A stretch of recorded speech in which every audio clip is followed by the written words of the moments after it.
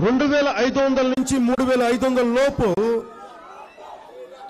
వారు అకౌంట్లు వేసేస్తే ఆధార్ కార్డును పెట్టుకొని దాంట్లో ఎలాంటి బియ్యం కొనుక్కోవాలి, ఉప్పు కావాలా, పప్పు కావాలా, అది వారి చాయిస్. కందిపప్పు వేసుకోవాలా, పెసరపప్పు తినాలా, కాయగూరలు క్యాబేజ్ తినాలా, అది క్యారెట్ తినాలా, అది వాళ్ళ ఇష్టం. ప్రభుత్వాలకు సంబంధం లేదు దాంట్లో. అందుకని మహిళలకి డైరెక్ట్గా వాళ్ళ అకౌంట్స్ పడేలాగా ఈ 2500 నుంచి 3500 లోపు వారి అకౌంట్స్లో పెట్టాల్సిందని జనసేన పార్టీ మేనిఫెస్టోలో నిర్ణయం తీసుకుంది.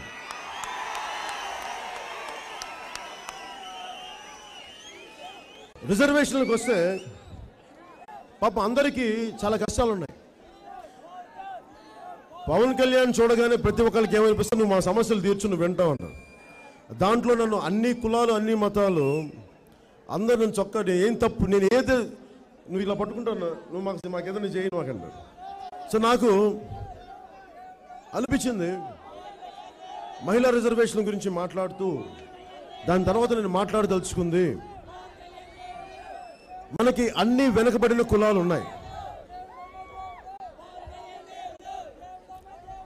దేవుడమ్మ దేవుడు అని చెప్పి కట్టేయండమ్మ ఊరికండి. దేవుణ్ణి ఊరేగించి ఉత్సవ విగ్రహాలు చేయకండి, పని కల్పించండి. మనిషిని దేవుడు చేసి మీరు నన్ను ఇలాంటి మాటలు చెప్పి మునగ చెట్టెక్కిస్తే నేను ఎక్కేవాడిని కాదు. చాలా భూమి మీద అందరిలాగా ఉండేవాడు. నేను ఈ మాటలు నేను పడ్డను. దయచేసి పెద్ద మనసుతో చెప్తున్నా, మీరు నన్ను క్షమించండి. మాట్లాడుతూ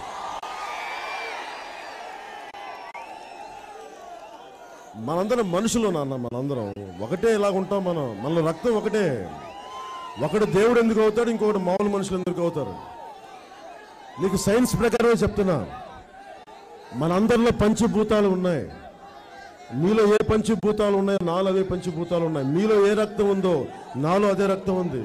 కొంతమందికి వేరే రక్తం ఉండొచ్చు కాక, నాకు వాళ్ళ సంగతి నాకు తెలియదు, కానీ నాకు మీకు మటుకు ఒకటే రక్తం ఉంది. దేవుడు అంటే మొన్న కూడా ఈ మధ్యన చెప్పాను ఒక సభలో, గైడ్ సినిమా ఒకటి ఉంది, 1960s వచ్చింది. దాంట్లో దేవానంద్ హీరో అనమాట. దేవానంద్ అందరినీ పాపం స్వామి దేవుడు అని చెప్పి ఆయన పాపం తిండి లేకుండా పెట్టేస్తారు. ఆఖరికి చచ్చిపోతే మాల కప్పుతారు, పూలమాల. సో దయచేసి మీరు నన్ను దేవుడు అని చెప్పి నన్ను ఆ పరిస్థితి తీసుకెళ్ళకండి. నేను పని చేయాలనుకుంటున్నా. ఏదో ఇంకా రిజర్వేషన్లకు వస్తే ముఖ్యంగా